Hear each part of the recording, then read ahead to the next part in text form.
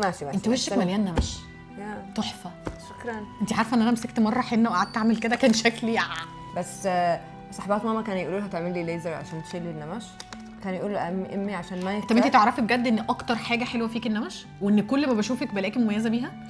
ايه من كتر ما انت بتقعدي تتصوري بيها بجد بتبقى شكلها باين قوي في الصور. شكرا. انا ما بحب اخبيها ابدا لانه جكاره في صحبات ماما بس يعني other than that صحبات مامتها I can't believe النمش يليق بها. الناس اللي بتحط النوز and everything it's crazy to me. تخيلي حدا يقول لك مثلا بنتك بشعه شيلي الدم. حصلت معايا على فكره عن جد؟ في يوم من الايام. ايوه في يوم من الايام كنت انا عند ماما وفي حد قالت في ست يعني قالت لي بنت المليحه فضيحه.